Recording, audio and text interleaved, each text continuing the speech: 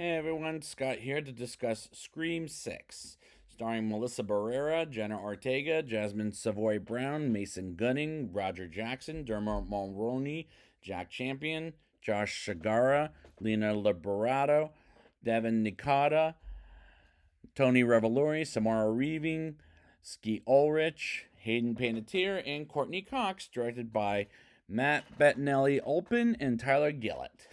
Now, before I get into this movie, welcome back to Scream. It was kind of cold last year when I did those movies.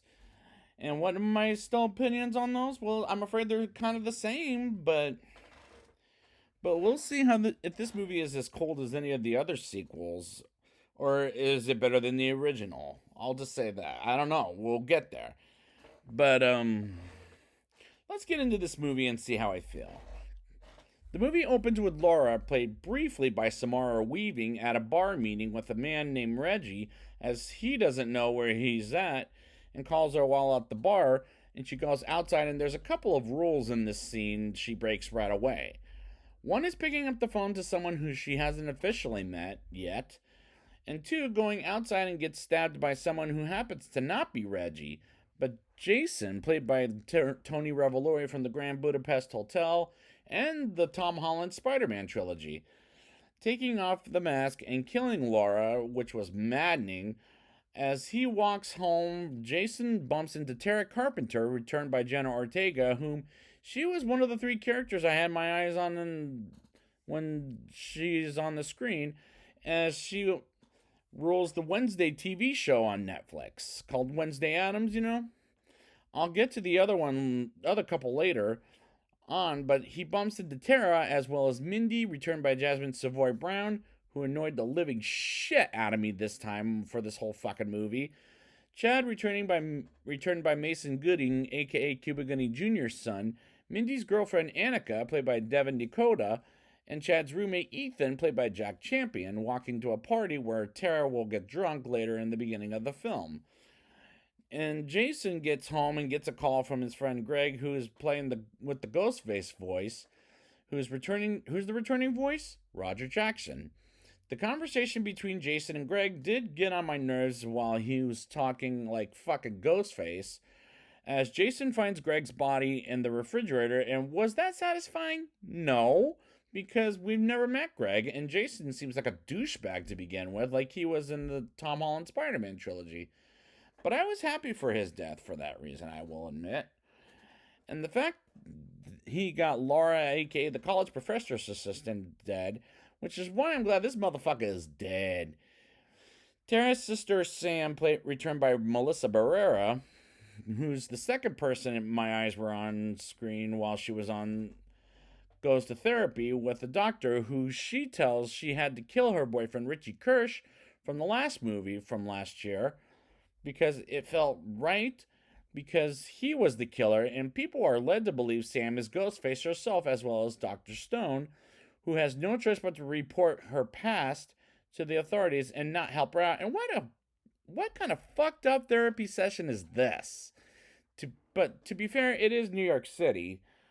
As Sam walks out, and good for her, because he doesn't sound too professional as far as I'm concerned. Sam gets home and finds out Tara is at a party by her roommate Quinn, played by Lena Liberato. I don't know if I'm saying the name right. Please forgive me. And she gets there, and while at the party, Tara asks recklessly by getting a drunk and getting more and almost got herself raped by date rape Frankie, as Mindy, Chad everyone else try to stop him until Sam comes in and tases him in the nuts. Ouch. And takes them with Annika and Ethan home while Sam gets cherry coke thrown at her face, as some girls who are led to believe she's the Ghostface killer. And is this a great way to reintroduce the characters? Not really, in my opinion. Meanwhile, Tara and Chad have a secret love relationship, which I don't remember seeing in the last movie. And I wasn't a big fan of their secret relationship, while Quinn interrupts to get her phone and cockblocks the both of them. And I thought, what the fuck? Sam's neighbor Danny, played by Josh Shigara, have a relationship with Sam and sees the death of Jason and Greg on the TV, while Gail Weathers, returned by Courtney Cox, calls them, and Quinn gets her father, Detective Bailey, played by Dermot Mulroney, on the phone, and he tells her to come to the police station and gets a call from Ghostface under Richie's number and goes after Sam and Tara at a convenience store while trying to kill him with a shotgun. It was actually funny to me, as they hide and luckily do not get killed and get to the police station, which was actually silly to me. While Detective Bailey interrogates Sam and Tara, FBI agent Kirby Reed, returned by Hayden Panettiere, who my eyes were on part 3 as the three people that were in this movie. I couldn't help but get my eyes not off of her, for both viewings arriving, and helps out with the case while they tried to leave town and bumped into Gail. And Sam tries to punch her, but Tara successfully punches her, like Sydney did in the first movie, because she wrote a book about how Sam was born a killer, when she said in the last movie she wasn't going to write about this, and are pissed at her which was silly to me. The selfish doctor gets killed, which I was fine with, because he wasn't professional, while Mindy talks about who's the killer as there's 3 characters that might be the killer, and they are Annika, Ethan, and Quinn, and Mindy really got on my nerves after a while, as she was absolutely over the top and just annoyed the fuck out of me. And I still can't tell who the fucking killer is until the end of the fucking movie.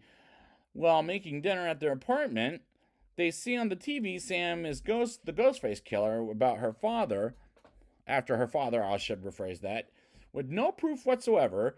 And Tara, Mindy, and Chad have dinner together with Sam while cheering her up and confessing she's dating Danny, who lives across the hall, and sees Ghostface there through the other side of the window and calls and texts Sam, as well as everyone else, trying to get them to safety while they're being attacked. But one does die, who happens to be Quinn, and they trap Ghostface through the other side of the room, and Danny gives them a ladder and get through the window, as Sam and Mindy make it through, while Tara and Chad get to Danny's apartment. And Annika also dies from the ladder, which was a clever but painful death. I somehow knew based on the trailer she was dead by the end of this movie. The next day comes, and Detective Bailey is pissed and taken off the case of Sam and Tara, while Danny gives some advice to Sam, telling her don't trust anyone, while Ethan is on the top of Mindy's list of who's the killer, while Gail comes and helps them off the record and shows Sam, Terry, Mindy, Chad, Kirby, Ethan, and Detective Bailey a lair where the Ghostface killer is, which happens to be in a old movie theater, which did look pretty neat. While the shots in the theater looked good, while the acting, other than Tara, Sam, and Kirby, were kind of bad in this movie. While Billy, aka Sam's father, returned by Skeet Ulrich, appears out of the blue, and why the fuck is he here in this movie? And it could be in the editing room, and same with the drama, as it's a little too long. But I did like the scene where Mindy and Kirby talk about the best horror franchise, from Nightmare on Elm Street to Friday the 13th to Candyman, which that scene was well done in my opinion. So I'll give the movie that. I also liked how Kirby tells the audience of how she was resurrected and wants the monsters to be afraid of her. So that explains what happened to her in part 4. It makes perfect sense. Ghostface calls her, while Kirby traces the call the same way, but kind of different of how Randy died in part 2, which was an interesting choice, while Tara takes the cop car from Detective Bailey, and that made me laugh. Gail gets a call from Ghostface, and her boyfriend is killed off screen and attacks Gail, and the score in this scene was rather typical of the series, in my opinion, as Gail gets stabbed while trying to take off Ghostface's mask and tries to stab him, until Sam and Tara gets to Gail's place, and she goes to the hospital while she was stabbed and says he never got her as she's under a coma. And I'll explain why later at the end of the movie, as she was under a coma by the end of it. Danny arrives at the hospital, and Sam wants to go at it alone, But they convince her that their family, while Detective Bailey says Gale has him and Kirby the keys to the movie theater as they take the train into separate trips with Sam, Tara, Danny, and Chad on one train, and Mindy and Ethan are on another. While it's Halloween night, and the scene on the train was pretty intense until Mindy gets stabbed, and also in a coma for the rest of the movie until she shows up at the very end. And thank God, because she was bothering me for most of the movie. Like, fuck this franchise. I mean, ugh. Sam, Tara, Danny, and Chad get to the theater where Kirby is at, and Sam keeps Danny outside as they go inside the movie theater and grabs a knife while Billy shows up once again, and she gets a call from Detective Bailey saying Kirby has been off the force for 2 months, leading them to believe she's the killer. While we get another scene with Tara and Chad having another romantic love scene and kissing for the first time, and as it turns out, there's two ghost faces attacking Sam, Tara, and Chad while running away from Kirby, and Chad is stabbed, but not killed to be exact. Now, here comes the part I didn't expect. Detective Bailey, Ethan, and Quim, who I thought was dead earlier in the movie, as their family member is Richie Kirsch from the last movie, and that is something I did not see coming. So, as they're the Ghostface killers, so good job to the writers as well as the two directors for making it a mystery for this entire fucking movie. While Kirby shoots at them and misses a couple of them, and Sam gets the knife out of her, and she gets Tara to the upstairs section, as Tara says, "Let me go," a couple of times, and Sam does and kills Ethan in the mouth, and Sam shoots Quinn in the head and almost kills Detective Bailey, and they fight till they get to the ground, and Detective Bailey wakes up and Sam calls and dresses up and sounds like Ghostface while killing Detective Bailey by stabbing him around 20 fucking times. And I thought, God damn, well, she says her father was the murderer while she says that she's better than that and stabs him in the head. And Danny thought they would need some reinforcements. And as they go outside, Sam and Tara get out of the theater alive, and Kirby and Chad are hospitalized, while Mindy gets out of the hospital alive, and Gale is still hospitalized. And Sam almost puts the Ghostface mask on, but doesn't, as she drops it to the ground, and the credits roll to Demi Lovato. And another song, in which I do like after the credits, Mindy says not every movie needs a post-credit scene, which was funny, but I thought two things. One, damn right there doesn't need to be another one, and amen, and the climax did come off unexpected, which made me surprised. As if there's one thing the Scream movies do a good job at, it's making you guess who's the killer, like a game of Clue, and I was fine with it, but not too impressed. Now it's time for the rating. I'll give this movie a 5.4 out of 10. Some of the characters did get on my nerves, while a few of them did hold my attention, and they were Tara, Sam, and Kirby, but the rest got on my skin after a while, and I was happy.